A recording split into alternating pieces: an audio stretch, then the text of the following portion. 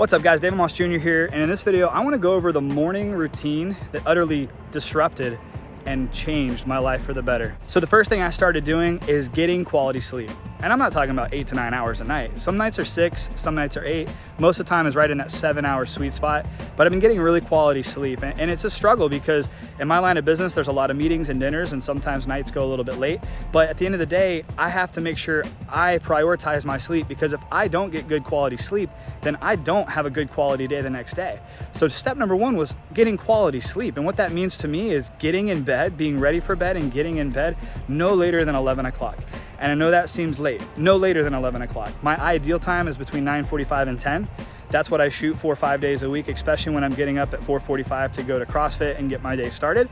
But I'm trying to get between 6 and 8 hours of sleep every single night. And I know that's not enough. I'd like to get a little bit more, but the way my work life and my schedule and my life is right now, that's the sweet spot for me, and it seems to be working really well. I don't feel like I'm lacking sleep, and when I wake up, I have energy, which is totally different than before I started waking up and beating the sun up. And that's number 2, beating the sun up. So Monday through Friday, I go to CrossFit. So I get up at 4:45. Sometimes I hit snooze and hit 4:55, but I'm up before 5 a.m. Monday through Friday, no matter what my night looks like before. That's why prioritizing sleep is super important to me.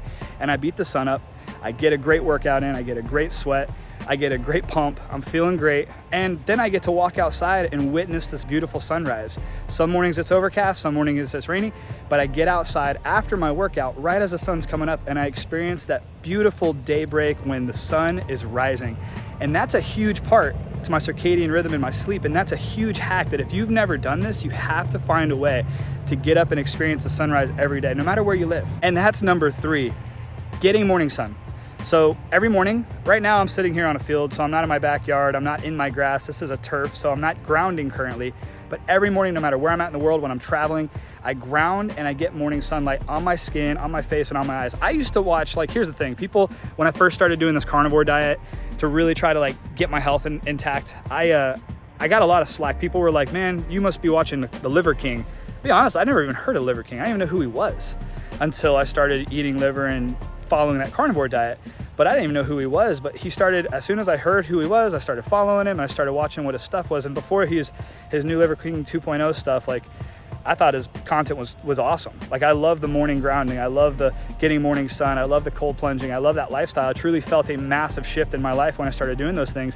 It's hard to watch his content now. Sorry, this isn't about Liver King, but his old content where he talked about grounding, morning sunlight, getting morning sun, and he was very consistent with that stuff. I ate that stuff up, and I started doing it and I started feeling different from it. So that's number 3 for me, is I get up, I get a great workout, I get a great night's sleep, I get outside, I watch the sunrise, I get the sun on my skin for 5 to 15 minutes. I'm not out here all day, I'm not sunning naked. I am getting morning sun for 5 to 15 minutes in the morning, and that helps to set up my circadian rhythm for the rest of the day. And that leads me to number 4, and that's setting myself up for the rest of the day. See, I used to be in the habit of drinking a lot of coffee, and I still am. I love coffee, but I don't start my day with coffee, especially on non-activity days, like on days that on Saturdays and Sundays when I don't get up and beat the sun up and go to the gym because they're not open when I need them to be open on the weekends. A lot of times I do active recovery days. If you watch any of my content, you know I talk about cold plunging, sauna therapy, red light therapy, walking with resistance and weights a lot. So if you haven't heard of any of that stuff, you need to check out the rest of my content. I got a lot of stuff on that, which is really, really cool. And I'll post some of the links in the description below to check out some of the highlight videos that I'm proud of. And a lot of people have reached out to me and said thank you for, which at the end of the day, that's the ultimate experience, right? Is helping people. But that's number 4, is I try to avoid caffeine, like coffee, for at least 90 minutes upon waking up. That's on Saturdays and Sundays. I drink Relight pre-workout, which does have caffeine in it, but it's as I'm entering into the gym, and it just kind of gets my morning started. I have energy when I wake up as I'm driving into work or into the gym, but I try to avoid caffeine on my non-activity days as much as possible for at least 90 minutes. And then I do enjoy a beautiful coffee or a beautiful matcha in the mornings, but I wait 90 minutes because that gives my body a chance to flush out everything from the night's rest and allows my body to do its natural processes, so I have natural energy and I'm not relying on caffeine for the rest of the day to have energy.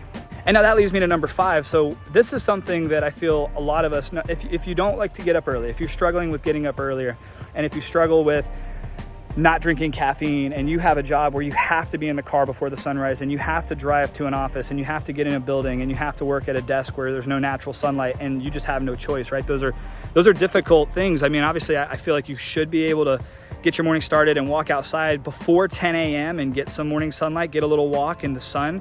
Obviously it'd be hard to take your shirt off and stuff like that, but just get morning sunlight in your eyes. That's really the ultimate hack, is getting that morning sunlight in your eyes before 10 a.m. Anything after 10 a.m., I don't recommend not wearing sunglasses. As you see, I have this surfer's eye is what they call it.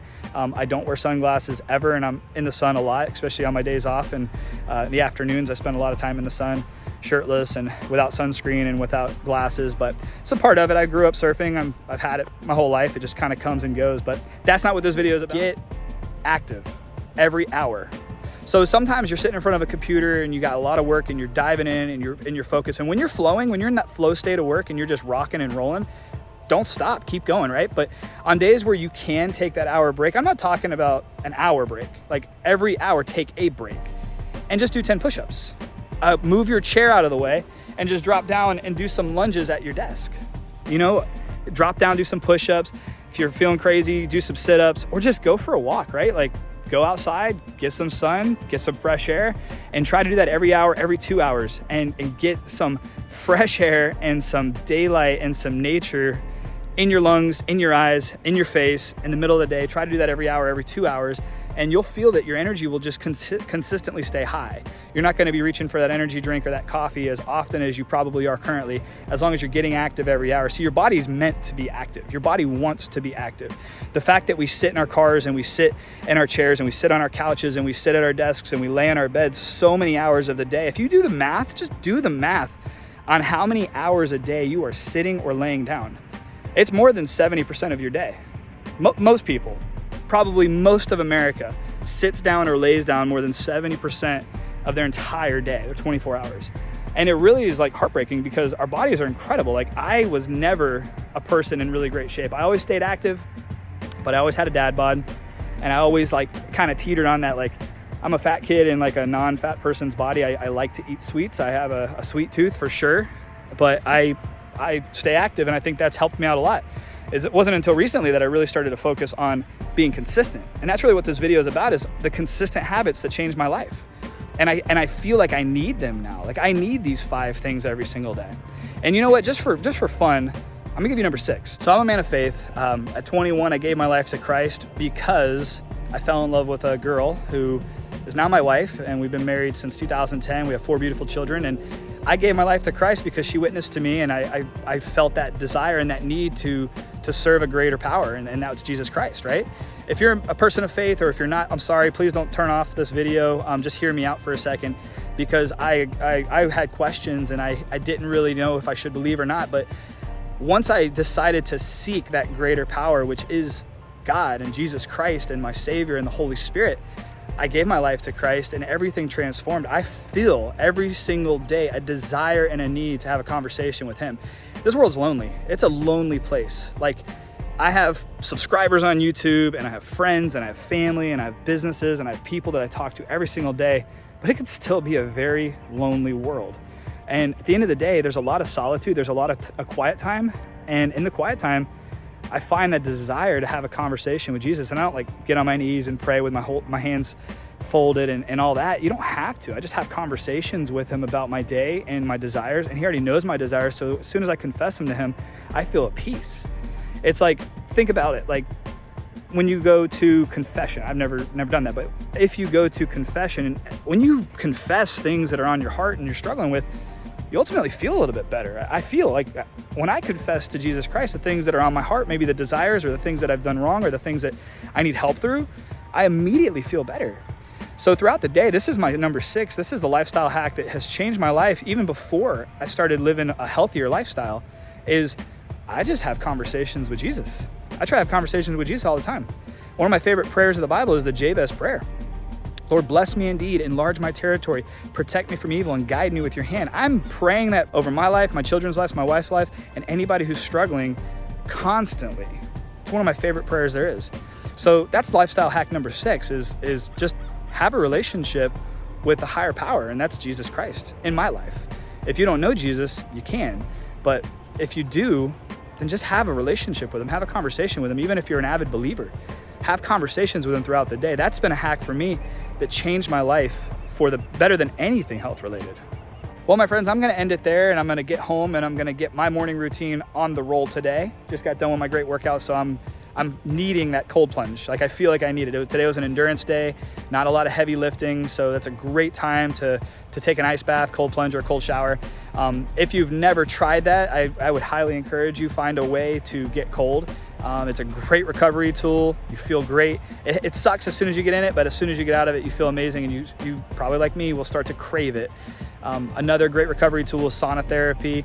I just ordered a sauna I'm stoked on. If you saw my sauna video where I transformed my old infrared sauna into a traditional sauna where it gets up to 200+ degrees, it's a great video. It's a great sauna. I love it, but it's a little small. Now that my kids are getting older, they're wanting to get in the sauna. So I just linked up with Redwood Outdoors and I ordered a 6-person barrel sauna with a panoramic glass. Yes, I'm not trying to boast on this. This is extremely exciting. It's been a long time coming. It's something that I've wanted for a long time. They're just a little expensive, but health is an investment. You're either going to invest in your health today or you're going to invest in living later, and that's obviously another conversation.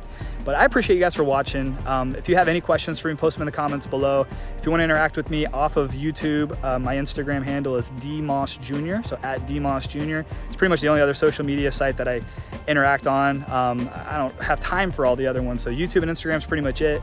I'd love to have conversations with you. If you have any questions about cold plunging, sauna therapy, biohacking, or anything like that, please post them in the comments below or reach out to me on Instagram or just email me. My email is also in the description below, and let's have a conversation. If this video touched you in any way, please let me know by hitting that little thumbs up. I don't care about it, but YouTube does. So if this video helped you in any way, if there's one tip that you think can help anybody, please just hit the little like button and maybe share it with a friend. Other than that, guys, I appreciate you for watching. I appreciate you helping this channel grow. It means it's reaching more people, and that means that some of the stuff that silly old me is saying is helping others. And at the end of the day, that's my main mission. I want to just help as many people as I can live a better life. These things that I started doing that I've told you about in this video have transformed my life, have changed my life for the better, and I hope they can help transform and change yours. Have a great day, guys, and God bless.